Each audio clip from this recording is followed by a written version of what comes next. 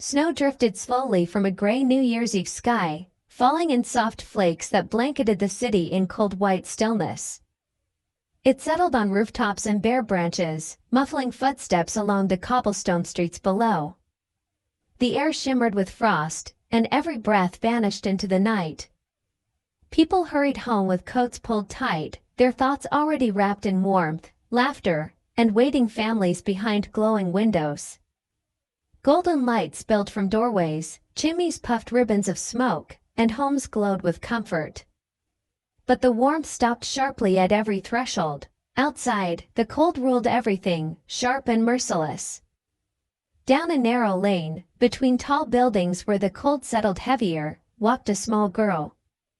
She wore no hat, no scarf, and no shoes, her thin dress stiff with frost. Her bare feet pressed against frozen stones, red and raw, each step like needles of ice. Damp strands of fair hair clung to her cheeks, and her lips trembled, tinted purple by the cold. In her hands, she clutched a single box of matches, half empty and terribly precious. It was the only thing she had been sent out to sell by her stepfather. If she returned home without coins, she knew what awaited her: harsh words, colder treatment, and perhaps worse. But wishing did not make coins appear.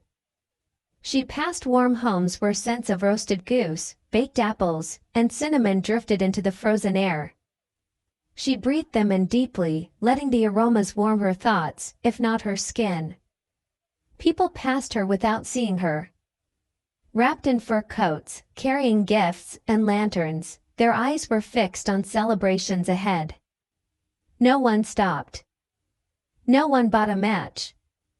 She pressed closer to the walls to shield herself from the wind. Hunger gnawed at her stomach, and the cold stung her eyes, but she kept walking. Softly, she whispered to herself, barely louder than the falling snow. Just one match, she thought.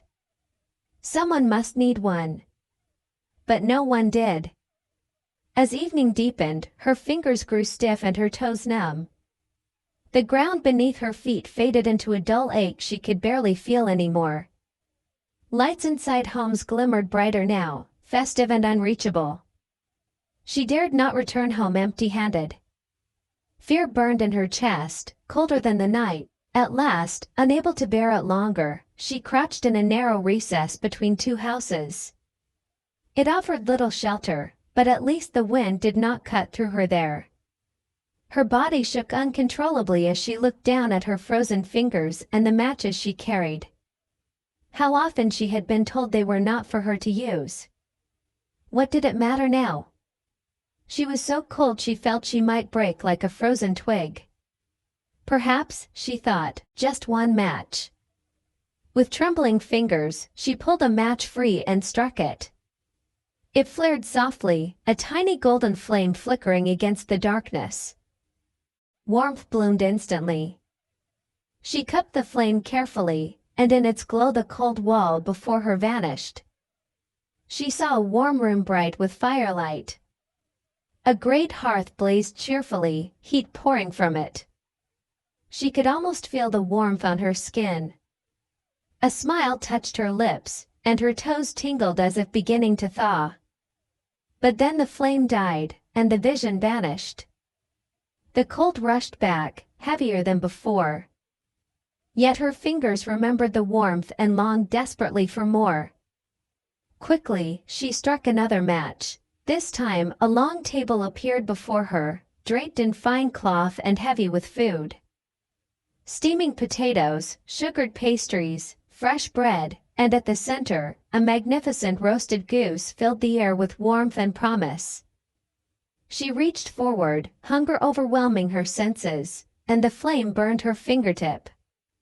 The feast disappeared, leaving only the dark alley and her growling stomach. Desperate now, she struck a third match.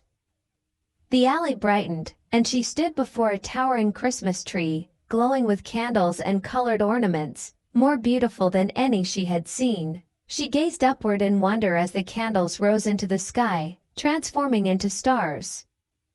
One star blazed brighter and streaked across the night. A falling star. Someone must be leaving this world. Those were her grandmother's words, spoken long ago. Her grandmother, the only person who had ever loved her. Gone the year before. Tears froze on her cheeks as the match went out. Without thinking, she struck another match, then another, until the whole bundle flared in her hands, flooding the alley with light. And there stood her grandmother, not sick or frail, but strong and smiling, wrapped in warmth like a sunrise. The girl ran into her arms, melting into the embrace. She felt no cold, no hunger, no fear, only love. "Take me with you," she whispered. "Don't go away." Her grandmother held her close. This time, the light did not fade. Instead, it grew, filling the alley like dawn. Footsteps echoed as a woman rushed toward the glow. She knelt beside the girl and understood instantly. She lifted the child gently into her arms. The girl relaxed completely, drifting into sleep without fear for the first time. She awoke in a warm bed wrapped in quilts. A fire crackled nearby, and the smell of soup filled the room.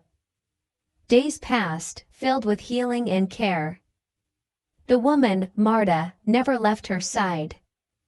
One morning, Marta offered her something more, a home, a family, forever. The girl said yes. Years passed.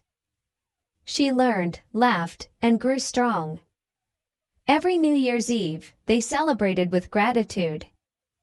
And sometimes, on quiet winter nights, she lit a single match, not for warmth, but to remember the light that saved her.